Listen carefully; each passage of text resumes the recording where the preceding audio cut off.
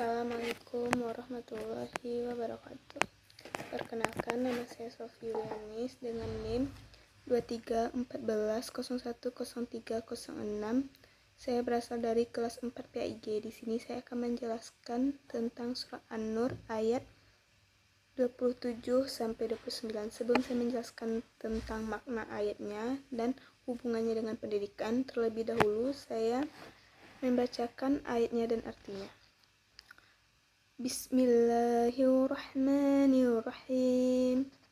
Ya ayyuhalladzina amanu la tadkhulu buyutan ghaira buyutikum hatta tasta'nisu wa tusallimu ala ahliha.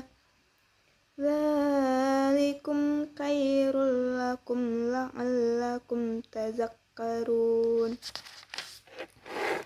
Fa illam tajidu fiha ahadan fala tadkhuluha hatta yu'zana lakum wa in qila lakum irji'u farji'u huwa azka lakum wallahu bima ta'maluna alim. Laisa alaikum junahun an tadkhulu buyutan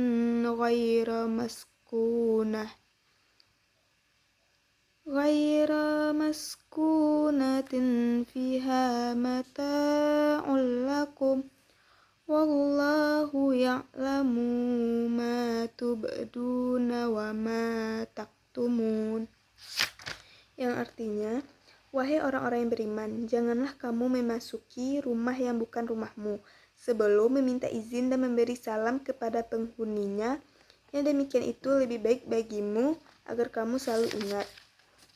Dan jika kamu tidak menemui seseorang pun di dalamnya, maka janganlah kamu masuk sebelum kamu mendapat izin. Dan jika dikatakan kepadamu, kembalilah, maka hendaklah kamu kembali, itu lebih suci bagimu dan Allah Maha mengetahui apa yang kamu kerjakan.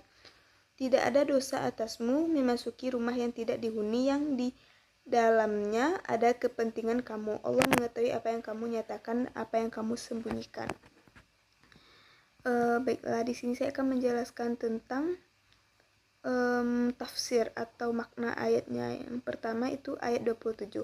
Etika memasuki rumah orang lain. Allah memerintahkan agar tidak memasuki rumah orang lain tanpa izin dan tanpa mengucapkan salam. Ini menunjukkan pentingnya menghormati privasi, sopan santun, dan tata krama ketika ingin masuk ke rumah atau tempat pribadi orang lain. Pelajaran yang dapat kita ambil yaitu meminta izin dan memberi salam adalah bentuk penghormatan tuan rumah dan menjaga suasana yang aman dan nyaman. Selanjutnya itu ayat 28. Taat jika diminta pergi. Jika tidak mendapat izin, kita tidak boleh memaksa masuk. Jika disuruh pulang, maka harus pulang tanpa merasa tersinggung, karena itu adalah adab dan lebih mensucikan diri. Pelajaran yang dapat kita ambil yaitu hormat terhadap keputusan tuan rumah adalah bagian dari akhlak mulia.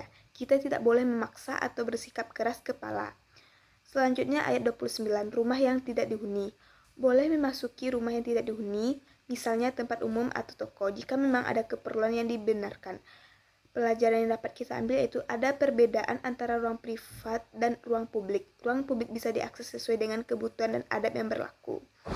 Adapun hubungannya dengan pendidikan. Yang pertama itu ayat-ayat ini menekankan pentingnya adab, etika, dan sopan santun yang harus diajarkan dalam pendidikan. Anak didik perlu diajarkan menghormati privasi orang lain, tidak sembarangan masuk ke tempat orang lain tanpa izin. Yang kedua itu membangun kesadaran diri dan empati. Pendidikan harus membentuk peserta didik memiliki kepekaan sosial, yaitu menghargai perasaan dan kenyamanan orang lain. Sikap menerima ketika ditolak, disuruh pulang juga mengajarkan ketawaduan dan menahan diri dari rasa sombong atau tersinggung. Pendidikan ketaatan dan disiplin. Dalam pendidikan, taat pada aturan dan tata tertib merupakan pondasi yang penting seperti harus izin ketika memasuki ruang guru, ruang kelas atau tempat umum. Membedakan ruang publik dan ruang privat. Dalam dunia pendidikan modern, anak-anak perlu diajarkan tentang batasan antara ruang privat, misalnya rumah, kamar pribadi, dan ruang publik. Misalnya rumah, kamar pribadi, sedangkan di ruangan publik yaitu bisa berupa kelas, perpustakaan, serta bagaimana bersikap di kedua jenis ruang tersebut. Yang selanjutnya itu menumbuhkan sikap terbuka dan tanggung jawab. Ayat ini juga mendidik tentang keterbukaan dan kejujuran karena Allah Maha mengetahui yang tampak dan yang tersembunyi, sehingga segala sikap kita harus dilandasi niat yang baik dan tanggung jawab sosial.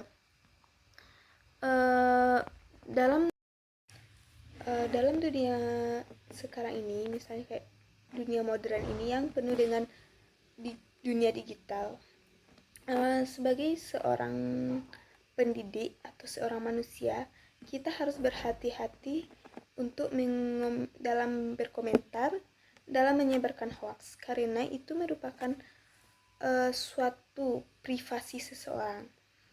Misalnya